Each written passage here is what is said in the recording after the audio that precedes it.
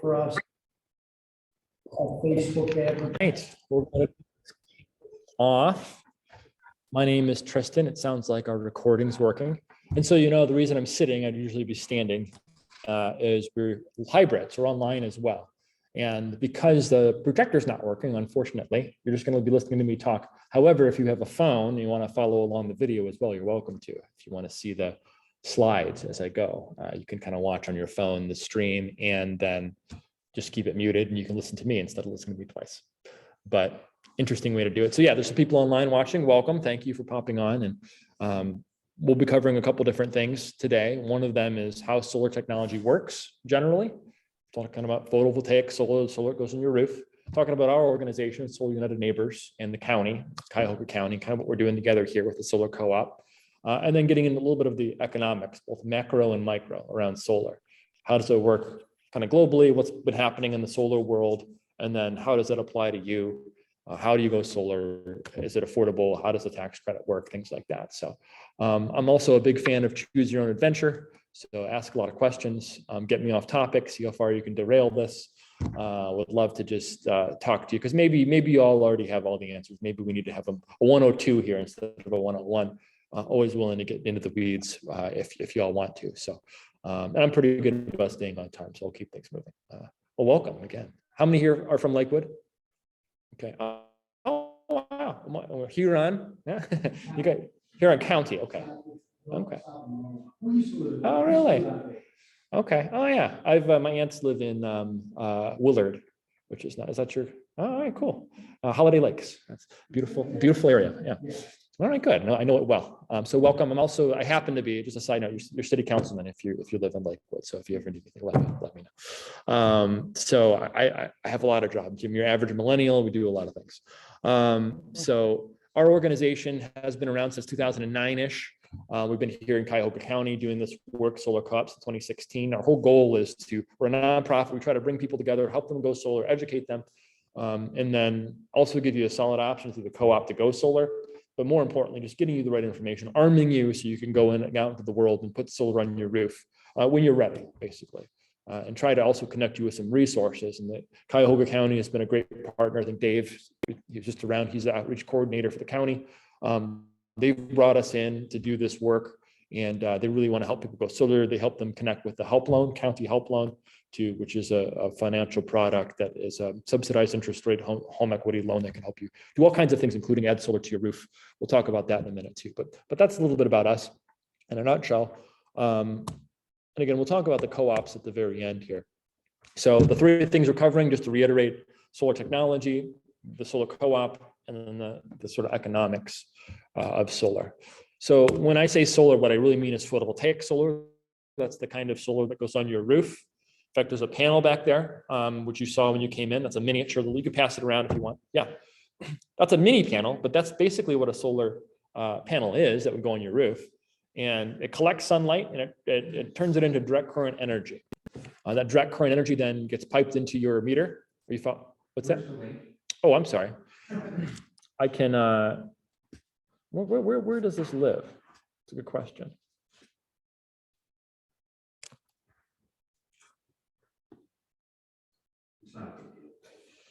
Yeah, it was a good thought, right? I mean, if you go to solarunitedneighbors.org/Ohio, you'd have to click on it's in the events under this specific co-op, Cuyahoga County. It's about 4 or 5 links deep. Because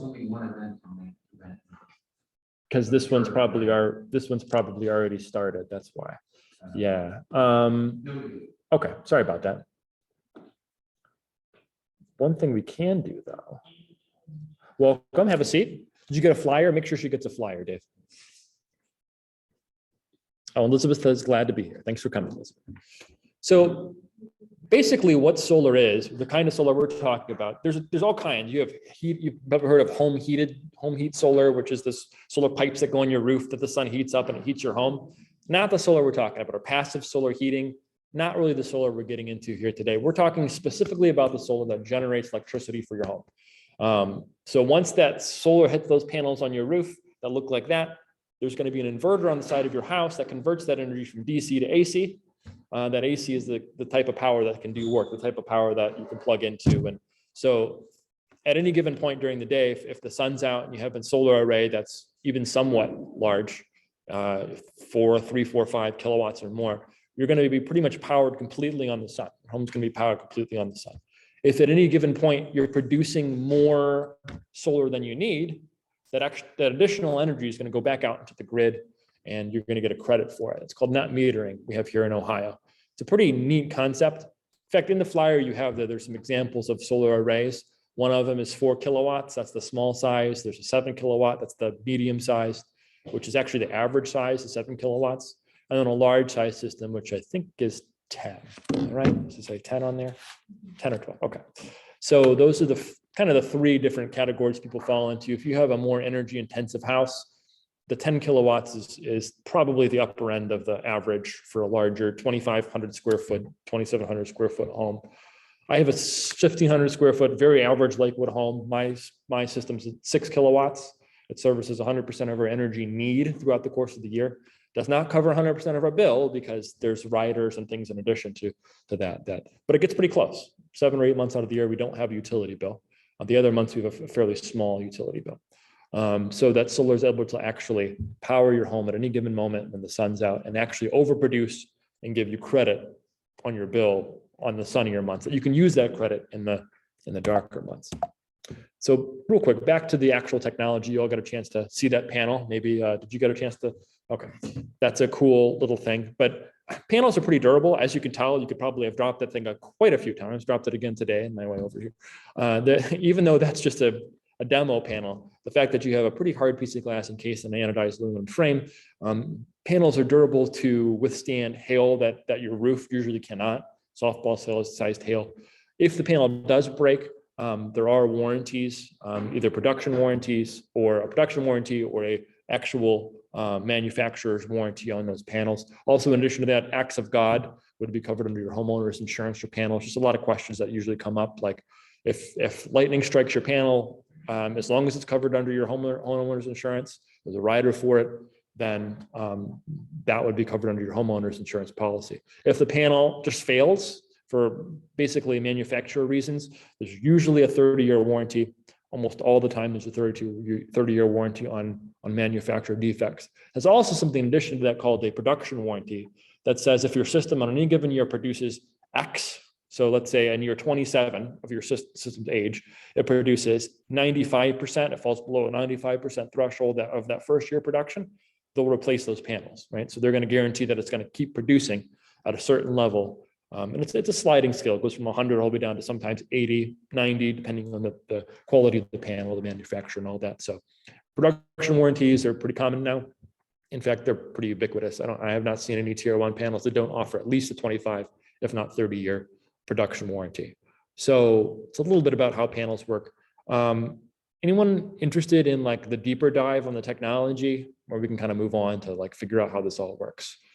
All right, I see some nodding. Let's move on to see how this all works and fits together.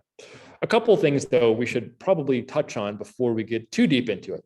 I'll be talking about solar systems in size. I've already mentioned 6 and 5 kilowatts, and that seems like a lot. We'll also talk about kilowatt hours. That's the actual storage capacity. When you look at your electricity bill, it's going to be rated in kilowatt hours. That's how much energy you've used over the period of time. Kilowatts is a size capacity. So like we have a 5-watt LED light bulb or a 100-watt tungsten lamp light bulb. Solar panels are also rated in watts. And typical right now that a solar panel, a regular 3x5 solar panel could easily be 350 to 400 watt rated, meaning that 1 hour period of time in peak sunlight tilted about 25 degrees towards the sun, tilted basically where the sun's coming from, will give you 350 watt hours over the course of an hour, right? So it all makes sense. If we have a system that's maybe 4 kilowatts throughout the course of a day here in Ohio, you can expect anywhere from 20 to 30 kilowatt hours of production, which is a lot more than the average home uses, right? That gets back to the net metering. So over the course of a year, an average home in Ohio uses 10,000 kilowatt hours per year. We are one of the highest energy consumption states in the country, mainly because we have a lot of old homes and we have a lot of electric homes, a lot of homes built during that period of time when all electric was a big deal. So it means you need a solar array that is around that 7 kilowatt or 7,000 watt average to cover that need. Most people get a solar array to cover anywhere from 50% to 100% of your energy need through the course of a year.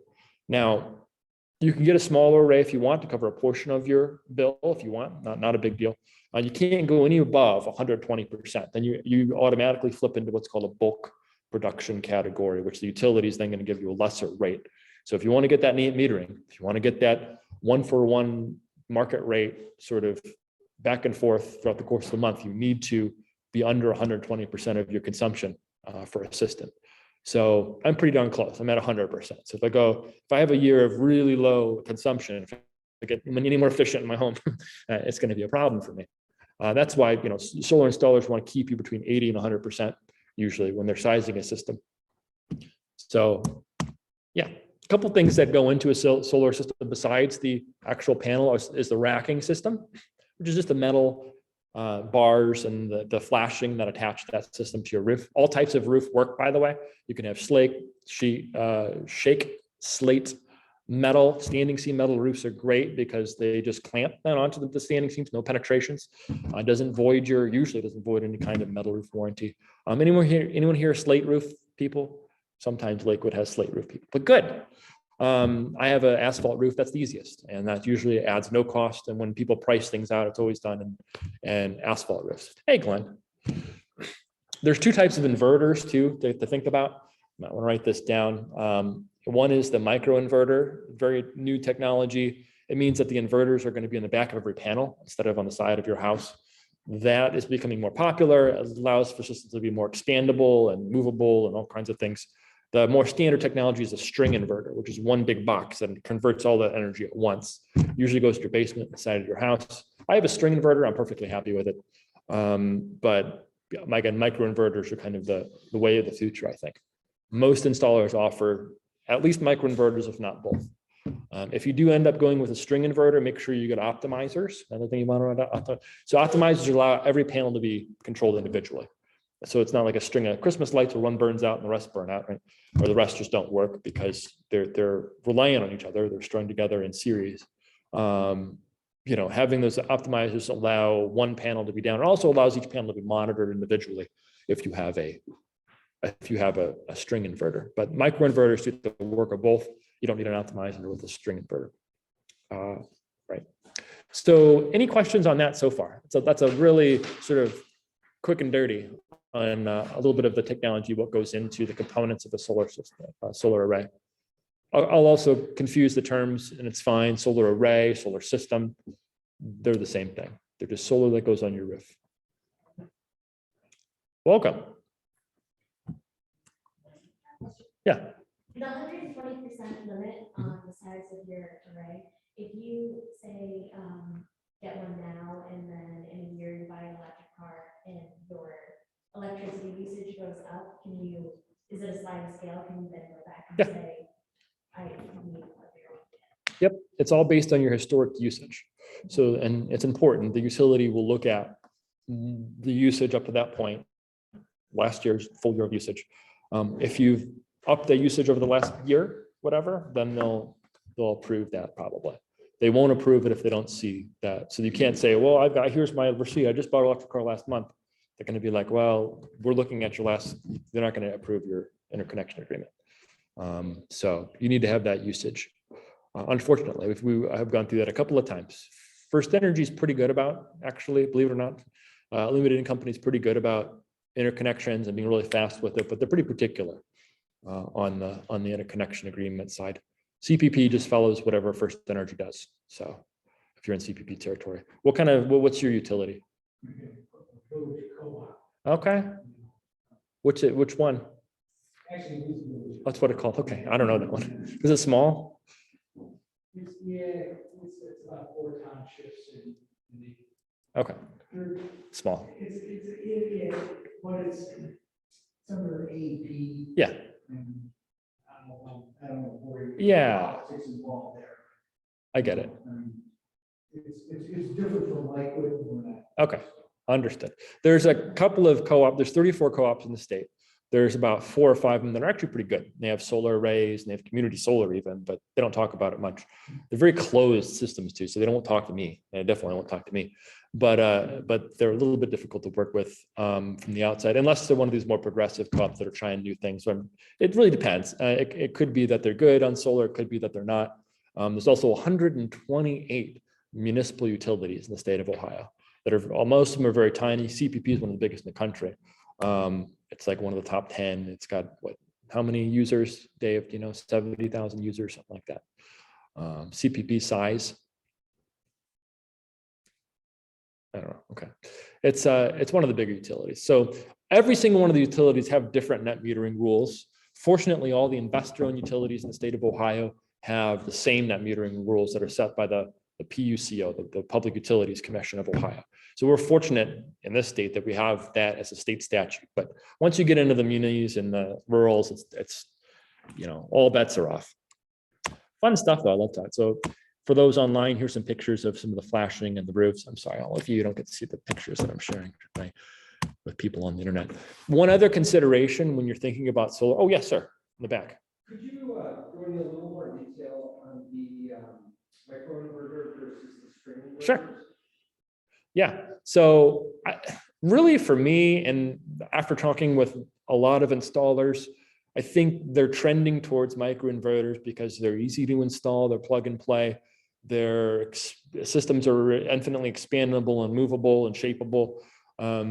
But there's really no efficiency difference. And from a technical standpoint, engineers that I've talked to have a different opinion. They think that microinverters offer more points of failure, whereas a single string inverter offers you 1 point of failure. So there's these trade-offs, I think. I'm perfectly happy with my string inverter. There's no efficiency difference between my string inverter and whatever the Q8s or whatever the new in-phase microinverters are out there. But so I think it's still a matter of preference. Some people might disagree with that. And there's a cost difference between the two. The Q8s are a little more expensive, and I think the string inverters have become a little less expensive now. But generally speaking, there really hasn't been, at least in the co-ops we work with, they've been offering in-phase inverters and like Solar Edge string inverters at the same price. But actually, I just talked to an installer today about the new Q8 in-phase, which are a little more expensive, and they're going to have to offer a little bit of because now we're getting into like supply chain issues and different types of things going on. So I think we're going to start to see just some differing sets of pricing for all kinds of stuff as we move forward. It's going to be less standardized, but yeah, I think microinverters right now are a little bit more expensive, per watt. So good questions. Any other questions about that stuff? Inverters, technology? I want to talk about roofs. I like roofs. So you need a couple different criteria to have a roof that's ready for solar. One of them is a roof that's facing south is best. East or west is actually pretty good too. In fact, it's better for the grid, believe it or not, because if you're facing east and west, you're getting a much more even curve, a lot of sun throughout the day instead of sun at the middle of the day. But you're actually producing a little more energy if you have south facing. So south facing, you're gonna see a little bit more bang for the buck from your solar. East to west still works. Again, my system's east to west. It still works just fine for me. North doesn't work. We don't get enough sun this far. At the 41st latitude, we don't get enough sun north to have a north facing exposure for solar. Age of your roof, we want to make sure you have at least 10 to 15 years of age left on your roof. It's more of a financial consideration. You can take a solar array off of a roof and redo it. So you can actually put a solar system on, take it off, redo the roof, put it back on, but that's going to cost money. So just be ready for that. Had somebody in this last co-op go solar with, he knew he was going to get his roof done in the next 5 or 10 years, but he wanted it anyway. He said, I don't care. I want to be sustainable. I'll pay for the removal and I'll pay for him to put it back on. And that's fine. As long as you're aware, that's going to add cost at the end of the day. So we really strongly advise you have a roof that's got a solid life left on it so that you don't have to have that system removed and replaced. And then if it's in really poor condition, they won't install it, right? And they shouldn't if it's dangerous or whatever. Does it have an effect on your roof warranty? It may. There are going to be roof penetrations. So it really depends on what that warranty says. Usually it does affect the warranty on especially asphalt roofs. Metal roofs, maybe not, because there's no penetrations when it comes to metal roofs, usually. So you need to look at the warranty for that. Is there a process Do you have to go through architectural review for it? If it's the off-one side? Depends on where you live. You're Lakewood. So if as long as it's a fairly typical array that's kind of moved back from, as long as you shouldn't have to go through any boards or commissions. If for some reason the building inspector thinks that it's something that messes with, that's going to look some certain way from the street, they may require that it go through architectural board review. That it's rare, very rare. But like if you're on Detroit Avenue and you have a business or something and it's visible, they may ask for you to go through architectural board of review. But it hasn't happened in a long time. My system didn't go through architect. Most residential systems don't go through ABR. In fact, we're rewriting the whole zoning code around this to make it clearer for folks because it really isn't spelled out very well. But it does require the city to issue some kind Mhm. of permit. You have to get a permit and you have to have electrical inspection. And every city is different. Lakewood's pretty smooth about this and we've just sort of made this pretty simple, I feel like. Same thing with Cleveland, it's pretty simple. There's no architecture board of review. Unless you're in a couple of the like historic designated neighborhoods, there may be some CDC that has to sign off or something like that. But most places in Cleveland, it's pretty straightforward as well. There are cities in the county or elsewhere that have a much more involved process where the architecture board of review is required. There's some cities that also say you can't have solar on street facing structures or street facing exposures. Fortunately, that's not Lakewood, that's not Cleveland, but there may be other considerations. And for the most part, installers will go through those processes for you, and those fees and things will be included in that dollars per watt price, usually up to like $300 or $400. So they'll have some like line in there that says if there's fees and things and permit fees that go above a certain amount, then they'll ask you for an additional sum. But they know too where you live, and they'll be able to bring that up front because they've worked in all these communities before. So Lakewood's not one of those communities that charges a lot. So you're pretty well set. Any other questions along those lines? You guys are asking good questions. We talked a little bit about net metering. You guys kind of understand that concept? I want to make sure that if I did a good job, I'm impressed with myself. So basically, for some of the newer folks that hopped in here later, net metering is when you're producing, the sun's out today. Right now, I'm producing solar energy. I'm up to 34 and a half kilowatts. That's like 4 times more energy than I use in a day, right? So all that energy is actually making my meter spin backwards, which is kind of cool. So that at the end of the day, at night, it's going to start spinning forwards again. And then in the daytime, it's going to, so the meter is constantly going backwards and forwards. And then at the end of the month, wherever it stops, that's the amount of energy I'm charged for, or that's the credit I get if I've overproduced that month for solar. So you're putting energy back out into the grid and you're getting credit for it if you've overproduced any given month. And then you can use those credits the following month or at the end of the year when it's darker, right? So November, December, I'm definitely pulling a lot more energy from the grid than I'm producing. They're going to use that billing credit to pay for some of those kilowatts that I use. So that's not metering. It's a good thing. It works very well. And I call it the secret sauce that really makes the whole thing work. The other secret sauce is the 26% tax credit. Also very important. And it ends at the end of this year. Yeah. I have a question about net metering. Is currently in Ohio, is it? There's steps down. It's not 1-to-1 credit, is it? Like you don't get full credit for the amount of energy. Correct. It's 1-for-1 until the end of the month, basically.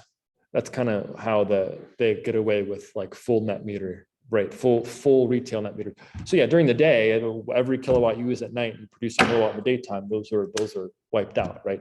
But at the end of the month, it's about 70% or 0.7, 70 cents in the dollar is about what they're giving you for those kilowatts. I don't know. There's some algorithm they use to be able to not give you a full 1-for-1, but it's pretty close. It's one of the better states. And it's considered full retail. I don't know. Follow-up question. I hear some states are like looking at dialing back what they reimburse for net metering. Is there talk of that in Ohio? But it's almost hard to believe that there wouldn't be. Yeah.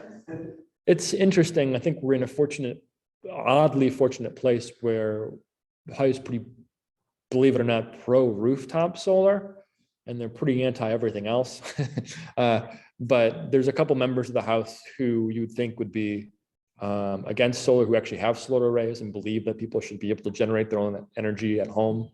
So and they're actually taking advantage of net metering themselves. It needs to be the exact individuals that would pass something that would be bad for net metering. So we're actually in an oddly good place for net metering so we work in the state house too. We do a lot of lobbying, we do a lot of work to make sure these things are protected.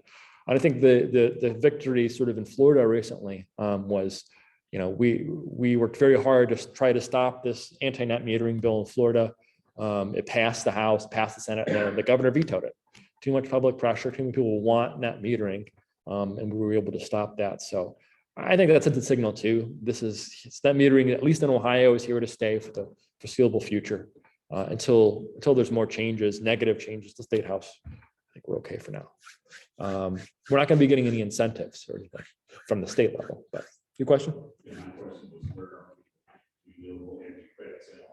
Yeah, another good question. So renewable energy credits, or RECs, were based on our renewable energy portfolio, which is pretty much wiped out with HB6, the whole scandal, the bill that unfortunately, so some of HB6 was repealed, but they never got back to reinstating the portfolio. So as of now, RECs aren't worth much. You can register your systems. I went through the trouble of registering my system. I paid $50 fee to have a company register my system. And I get like $6 a year or something for the REC. It's very low. It'll take me, I figured 5 or 6 years, the very least, maybe 7 or 8 years to recoup my $50 filing fee. So they're not negligible until you get into utility scale size systems where you can start factoring those in to figure out, so if you've got a system that's producing 50, 60, or 100 megawatts a year, then that starts to become more of a topic of conversation, but not at these 5 or 6 megawatt a year sizes, megawatt hour, I should say. Good question. Answer your question? Yeah. That's about where we're at right now. You can sell them and you register your system for sure, but it may not financially pay off right now.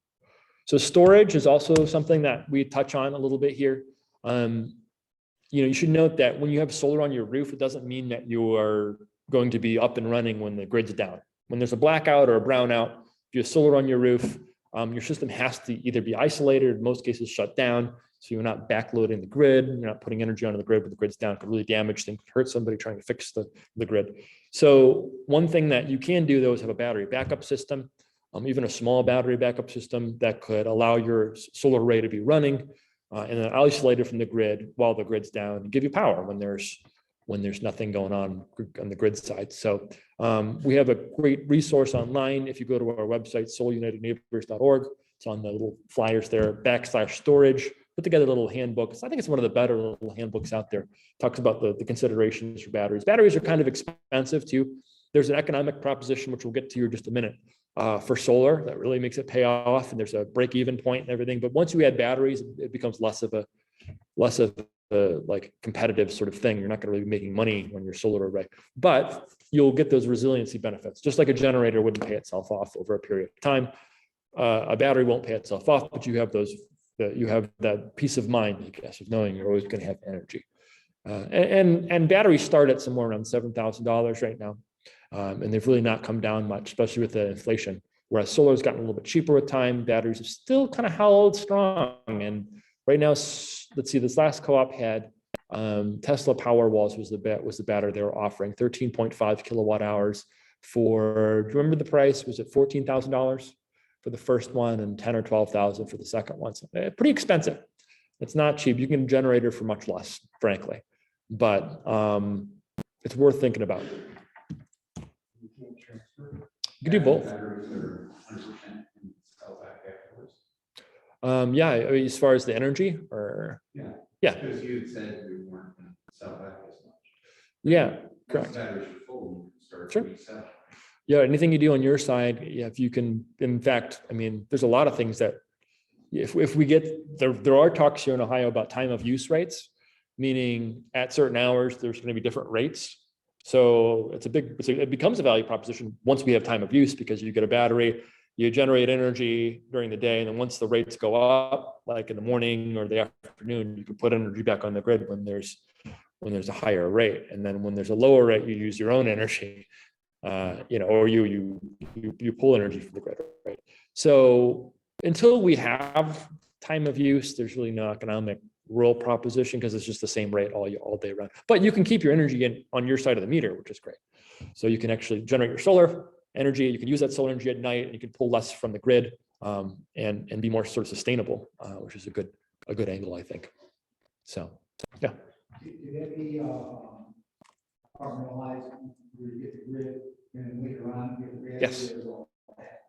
That's good. That's a good point. You could do it. You could do it in stages. In fact, the tax credit would apply to staged projects. The same would apply to a project you did all at once. So the tax credit right now is 26%. Next year it'll be 22%. So anybody unless you get in really soon with an installer, they're going to have to probably skip the co-op process. If you decide to go with our co-op, that's fine. But I can't guarantee people that join our co-op will be going solar this year. There's such a backlog and supply chain issues and all that. But if you go solar next year, you're going to be at that 22% tax credit. It can be taken over 5 years if you don't have the tax liability. It's a non-refundable tax credit, which means you do have to have some tax liability to use it. And you can take it over multiple years, but it's a one-time tax credit for that one-time purchase. If you're from a purchase, you can apply for that second purchase as long as those batteries are fed by the solar array. And that's my understanding of it. Does the project need to be bought, complete, whatever? Talk to your tax professional. Our line is that the project needs to be complete on your roof, interconnected before you'd be able to apply for that, because it matters once you start getting to the November, December, and that system isn't installed, but you already paid for it, and it's going to be tax time. You're trying to figure out. It does matter, and we say the system needs to be installed and interconnected before you apply for it. But talk to your tax professional, whatever they recommend. The law is written kind of loosey-goosey. It's not really set in stone. That's our interpretation. Does the tax credit only apply to the actual product or the total cost of the installation? Total cost. And typically, what's the ratio between the installation cost and the total project cost? It's all sort of lumped together, unless you have other work that has to go with it, like roof work. So it's the total project. So the product, Mhm. before we get the product company, they're going to come out and install it. It's not as though you Correct. have independent installers. Nope. It's one group, one company that comes out. It usually takes one day. It could take a lot of time to schedule them to come out, but it used to be quick. It used to be within a month to come out and they'd install it, but now it's 8 weeks, 12 weeks, whatever it takes to get them out to come out. But it's usually one full day of work and it's done. And it's just installing these panels, hooking up the electrical. Then an inspector is going to have to come out and inspect it before they can throw it on. Then there's going to be a separate form they submit with your utility. It's called interconnection agreement. So then somebody from utility has to come out and swap your meter out for a meter that'll work with that solar array. Maybe getting a little ahead of ourselves here, but when you're living in, say, a townhouse community, Mhm. and we're joining malls all the way across, and the roofs are generally considered to be Shared. common areas Mhm. for the condo association. Even though we're separately metered, the roofs are common. Sure. So have you encountered those types of situations where you have like split issues? Yeah. So there's two things to consider. One is what are the association rules about solar generally, because they may have prohibitions, they may have some outlines there for how. Unfortunately, coming up here May 18th, we should have our bill passed, the solar HOA bill, which prohibits homeowners associations from unreasonably limiting solar, which would be positive, meaning you could literally sue a homeowner association that had strict prohibitions on solar. So we're hoping, actually, we don't want people to sue. We want to go educate these homeowners associations and hopefully get them to change their rules to comport with the new state law we're getting passed. But that's the first thing. Second thing is, I think there has to be either some agreement or but usually the roof above your unit is the roof that the solar would go on, essentially. As long as the association signs off on it, you could theoretically do it. And associations have done it.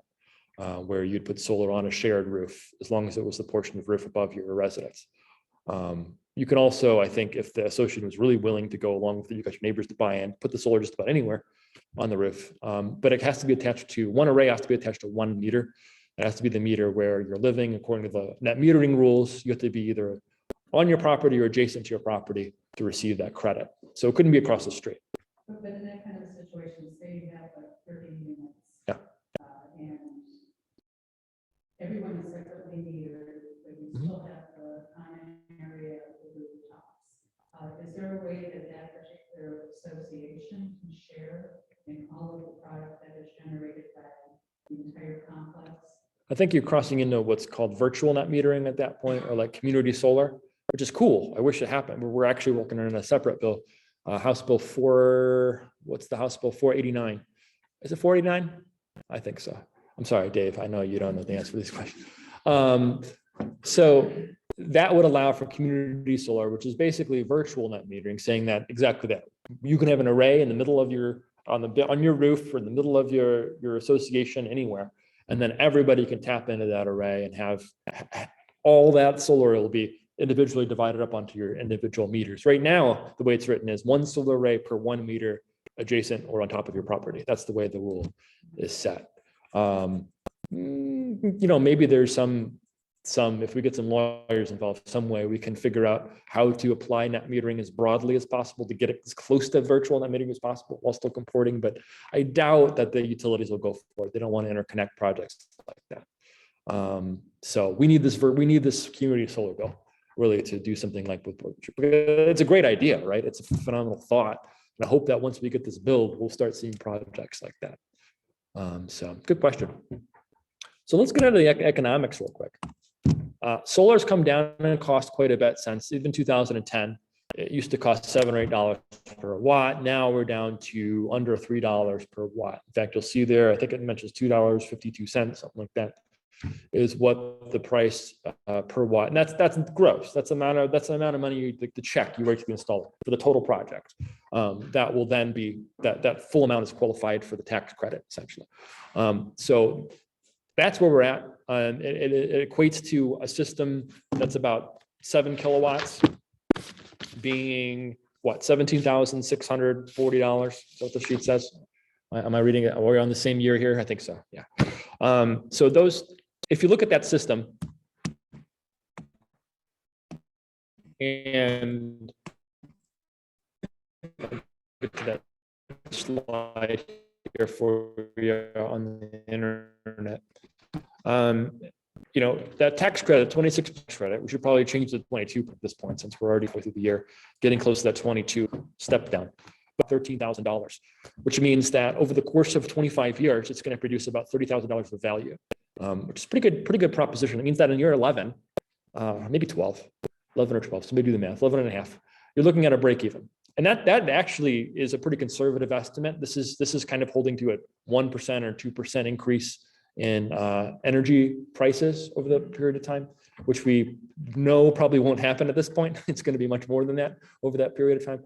So it could be closer to 40. I'm just throwing a number out. There could be a lot more because you're basically, once you buy a solar system, once you're generating your own energy, you're not paying anymore for electricity, right?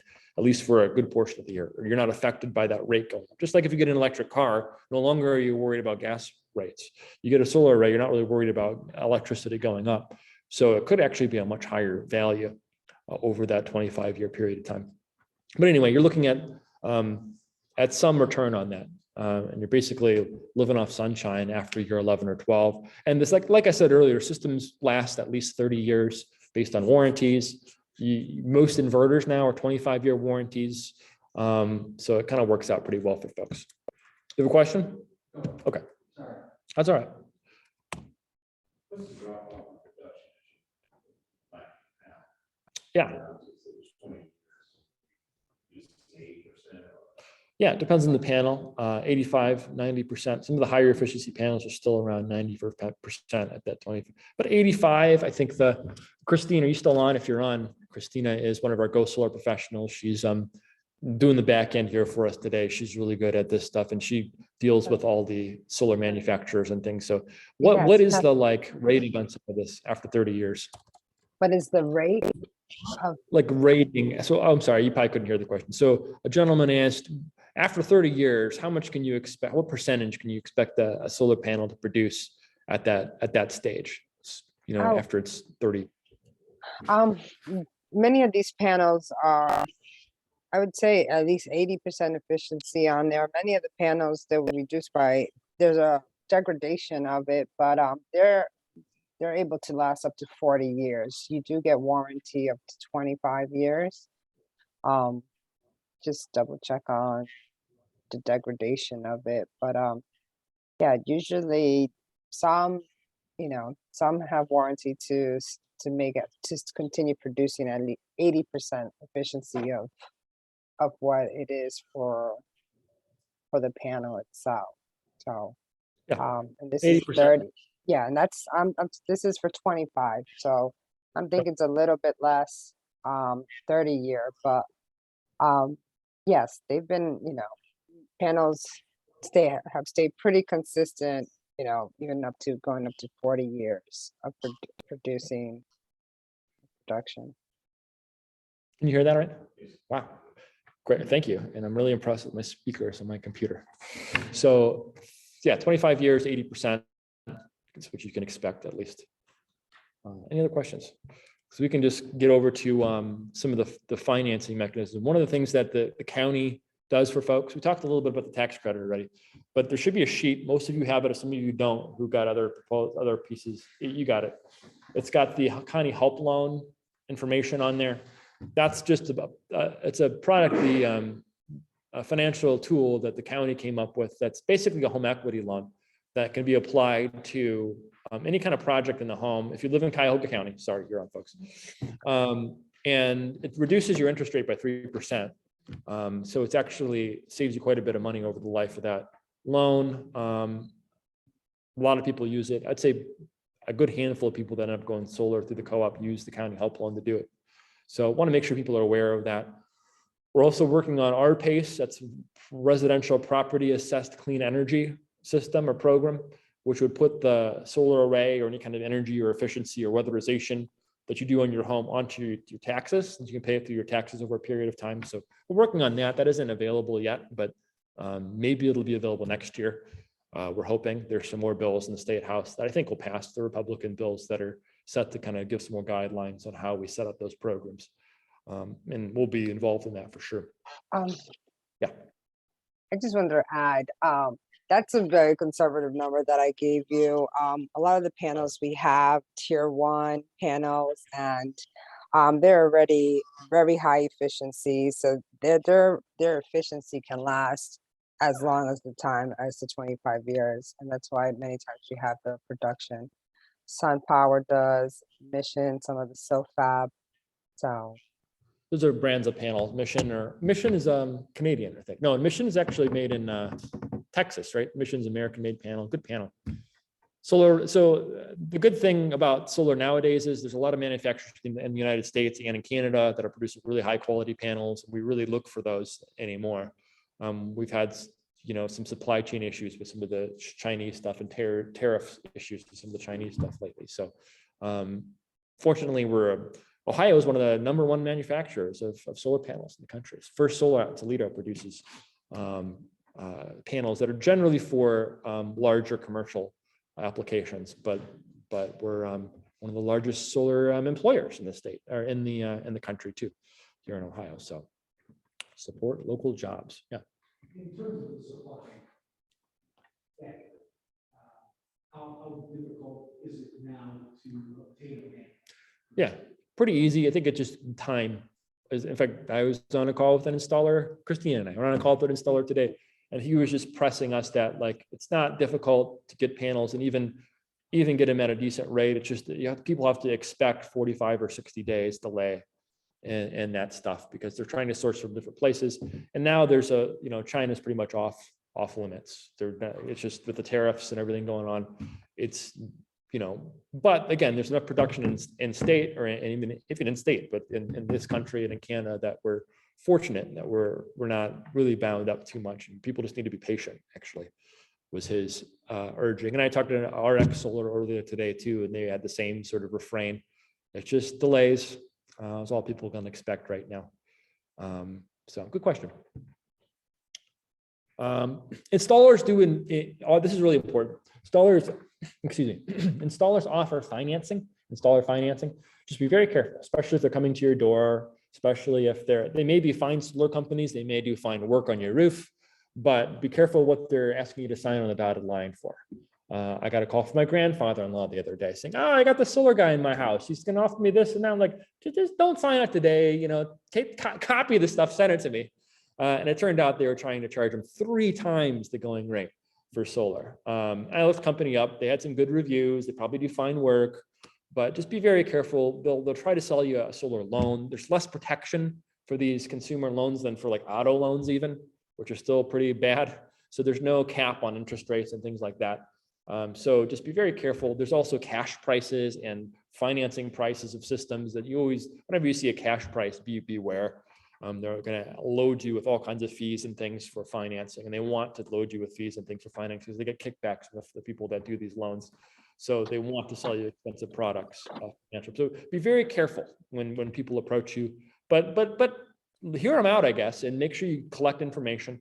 And one of the rules of thumb I tell people, in fact, write this down. It's kind of on your sheet, but never pay here right now more than $3 per watt for solar. My phone number and information's on this little packet there too. You can always call me. And one thing we do is we'll help folks compare proposals. So if a solar installer is saying that if you take a system, they're going to give you a 10 kilowatt size system, and they're going to charge you any more than $30,000 for that system, then it's probably not. You can get a better deal somewhere else for probably a higher quality product. So that's where we're at in the state, at least. We're probably going up. So $2.52 is probably low right now. $2.70 is probably more reasonable for what you'd expect to pay for a system, really good quality system here in the state. That's gross. That's $2 per watt, fully installed, including taxes, including permits. That's the check you'll cut to the installer. The gross amount would be that. So just a couple good things to take note of. And then the co-op. This is the last little bit, and then I'll offer you some questions before y'all take off, if you have any questions. But the co-op is basically a buyer's club. Well, part of our job, the county, Dave over there hired me to run these co-ops. The sustainability department is great. So Dave, Mike Foley works for our sustainability director, and they just do great work. And we try to organize at least 50, if not 100, maybe even 150 people in the county per year to go through this group together, go through this cohort together, basically. You have to be in the county. We also open to people that are close to the county border. You know, we don't want to exclude somebody because they live right across the Lorain County border or whatever. But Huron's just a little bit too far. I probably couldn't get an installer to go that far. But part of the reason we're doing this is if you get enough people together, the installers can go out and then buy that stuff in bulk, and they can save a little bit of money, and they don't have to do the marketing and outreach. We do all that for them. The county's doing that for them. So they actually are able to give us a pretty good 10, 15% discount over market rate. And we encourage you to, if you sign up for the co-op, which you can do, you'll get a proposal. We have our selection committee next Tuesday, this coming Tuesday, the 17th. So you're welcome to participate in that. You all will get to select the installer. We've already got all the bids from all the installers already because we've had this going for a while. You'll get to participate in that if you want to. You'll get to pick that one installer that's going to service the whole group. That installer is then going to individualize proposals for everybody in the group. And then you can make a decision there whether you want to go forward or not. And we actually encourage you to go out and get other proposals too if you want to go compare that and see if you can get a better deal somewhere else. Whole point of this is help you go solar and help you do it in the way that's going to save you the most money, make this the best economic proposition for you, and make it the best way you can kind of do your part to be more sustainable. Right, Glenn? I have a question from Elizabeth. Does the math still work in terms of return if I have gas furnace, stove, dryer, water heater? Yeah. That's been one of the reasons I haven't looked at solar before now. So I'm guessing this person has a lower, they don't use as much electricity, right? So you just need a smaller solar array. And we're all doing things dollars per watt. So it really scales linearly, right? So if you have a smaller need, you get a smaller system, you pay less, it'll pay itself off in the same amount of time. If that makes any sense. And You need a larger need, the system costs more, you're going to pay more, but you're going to produce more energy, it's going to pay itself in the exact same amount of time. Good. Paulina, also online asked, does it include the battery? No, good question. So this, in fact, in the slides here, we have it. It's solar only. Maybe the pamphlets say it or not. But all these prices, everything we've shown here is just for a solar array on your roof, installed, project complete, it's interconnection. And it's a grid-tied system. A system is connected to the grid. And it's going to be using the grid power when you don't have solar power. And you're going to be using solar power to offset anything you'd need from the grid. So no batteries included in there. If you want to do a battery, again, check out our solarunitedneighbors.org/storage. gives you a little bit of a sense about how much batteries cost and kind of how they fit into your life. Like gentleman asked earlier, you can fit batteries in later if you want. It's all covered under the 26% tax credit. Next year, it'll be 22% tax credit, and it can be done phased. But as long as the batteries are fed, you can't just do a battery, by the way. You have to be, has to be fed by a solar array to be considered under that tax credit. So it has to be solar fed. Any other questions? Some good questions. Yes. Does the cost say if I was to install solar and then sell my house, do you see solar increasing the value of the home by the market cost of the system? Yes. Or- Yeah. And then if you, not so, but Yeah. if you sell your house and then does the new owner have to do anything to get like the interconnection agreement transferred, or is that all like a one-time? It's all done set. and it's- The one thing that realtors hate and like mortgage underwriters hate is when there's like some kind of finance agreement that goes along with the solar agreement. So it becomes difficult because it's usually collateralized somehow with a solar array. So as long as you pay cash, you did it with a mortgage or pay through some other means other than the installer, basically, it makes that sale of the house, everything very simple, very straightforward. But yeah, there is some issues if you decide to do like leasing, loaning, PPAs, power purchase agreements. They don't happen as much right now because you'll see more of that when energy becomes a little more expensive. But as long as there's no strange or installer financed options on there, it's pretty straightforward. Yeah, it adds about the amount of value that you put into the system. So you pay 20 grand for the system. As long as everybody's sort of aware of what that you have solar on your roof, it should theoretically add $20,000 in market value to your home. There's some studies that prove like that speak to that. I can even share with you. Yeah. Just a follow up on your questions. So then, should a sale or transfer take place during the duration of the system? Do the warranties also transfer with the property, or do they end with the transfer of I remember answering yes to this a lot, but I think the answer is yes. Christina would know for sure. Warranties and everything transfer with the system, correct? Yes, Yeah. yes. So yeah, I'm like 99% sure that is the case in all cases where warranties stay with the equipment. So a lifetime warranty in this case, or a 30-year warranty in this case, would be for the system in the home, not for you, right? Good question. Any other? So the snow, well, we get a lot of cloudy days in Ohio. We get a lot of snow. How does that affect solar? It's dark in Ohio, like half the year. The sun sets at 4 p.m. Before I go home, it's dark. Like, how does solar work?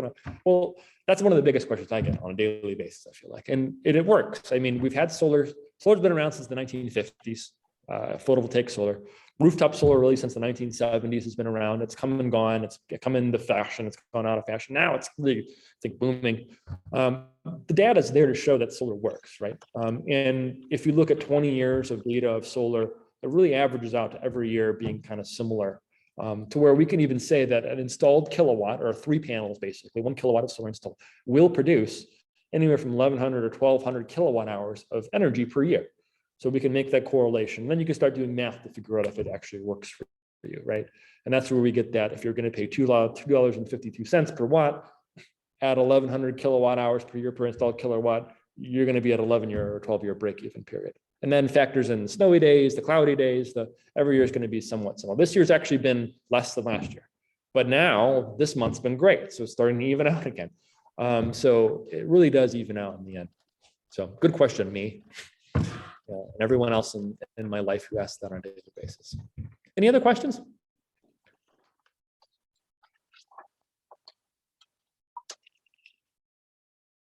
Going once. Going twice. I have a video of it. I wish I had. So before my they have to turn your system on to test it when you get it, because they want to make sure everything's working before the inspectors come out. So they turned my system on when I had the old meter. So theoretically, I was literally putting energy, and it was one of those old spinny meters. So I actually went out and I got a videotape of it literally just spinning backwards because it was a bright day and everything was shut off in the house. So I do have a video of that. But yeah, the digital meters, I don't know how to read them really. Only the meter reader knows how to read them, so I don't know. what it's doing. But my bill comes in, it's a zero, and I'm happy. So, especially this time of year.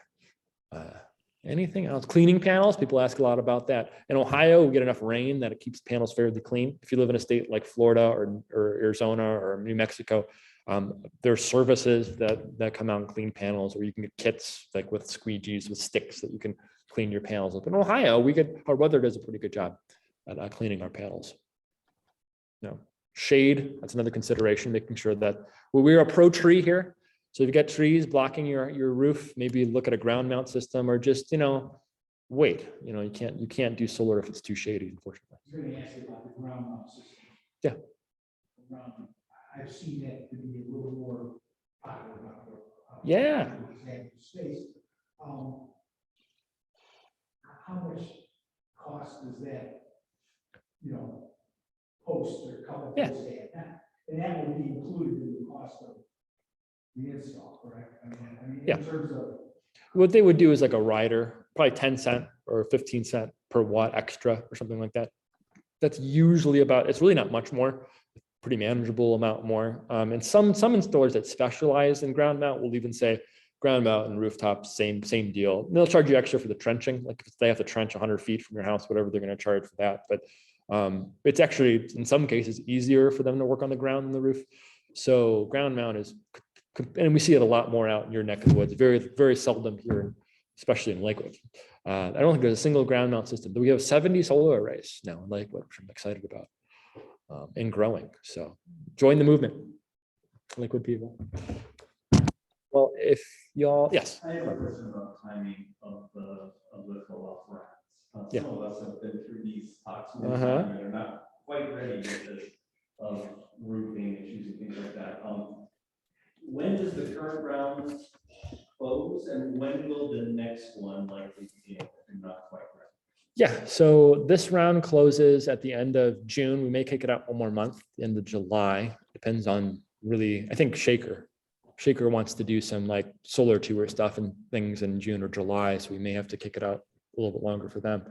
But I think we're under contract to do this starting again next year or late this year.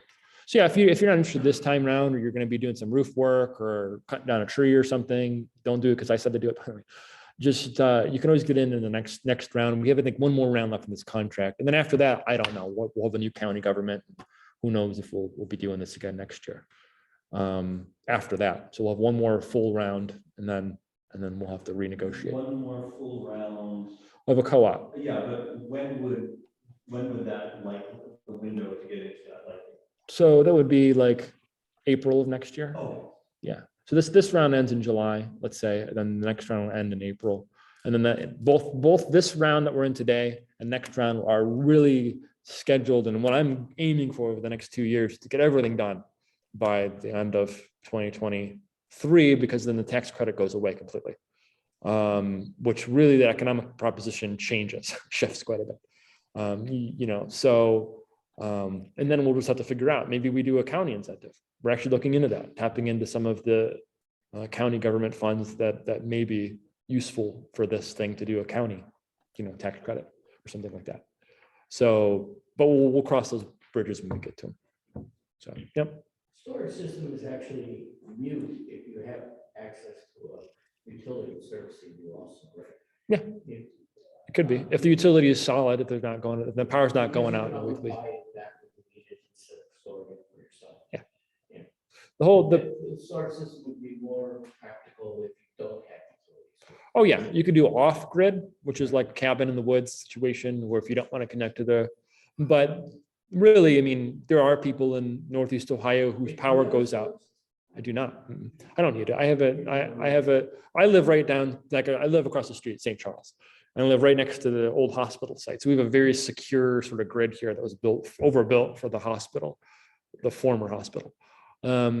So power never goes out where I live. But there are places the power goes out frequently. Yes, it could be worth it to you. Yeah. So good questions. Any more? I love questions. Any more questions? This has been fun. You guys are great. For typical home, about 100 amps. Yeah, You have- 100 or 200. I have 100. It still works. Yeah. They had to, Well, I'm a unique case, I think, there, because they really stretched they had a really smart electrician, really good union electrician guy come, and he really packed in my what do they call breakers and made it work for me. But I really should have a 200 amp service. I'm gonna have a system myself. Yeah. But it's Lakewood, not all houses do. What would that be comparable to 100 amp service at 7 point? You could probably do up to 7 kilowatts. I doubt you could do much more. Mine's 6, and I'm at 100. But yeah, most homes at this point should have 200. If I had a choice right now, if I had money, I'd probably swap out my panel and do 200, because I want to do electric cars. I want to do other things in the future. You have to double up to 14 kilowatts. No, it has no effect on the size of the system, but it would just allow for more capacity one way or the other, whether you want to do more generation or do more, electricity usage. Yeah. Maybe you have two legs coming in your house. Does the inverter take the solar energy and turn it into 2 legs? Yeah, in my house, I think, and it depends on the situation, depends on the inverter too, and how you want to have it set up. And, Are both those legs 100 watts? oh, I don't know, 100 amps, you mean? Yeah, I think so. For me, again, every system is going to be a little bit, especially with a 200 amp service, it's going to look different than mine, that's for sure. But yeah, it works fine. It comes into 2 breakers. Yeah, I'm excited. Yeah, I want to upgrade personally, but there still comes into 2 breakers. And I managed to stuff it all in. Probably right at the capacity too. They have to do more if it were a larger capacity system, but I fit. Any other questions? I don't want to keep people too far beyond Is 7. there any possibility to get 3-phase out of these systems? Yeah. Oh yeah. If you get big enough, depends on the inverter too. Well, good. Any other questions, anybody? I love this. Thank you so much for showing up. Make sure you get my card. Thank you, folks on the internet. Get at me. Thank you. Okay. We'll log off. All right.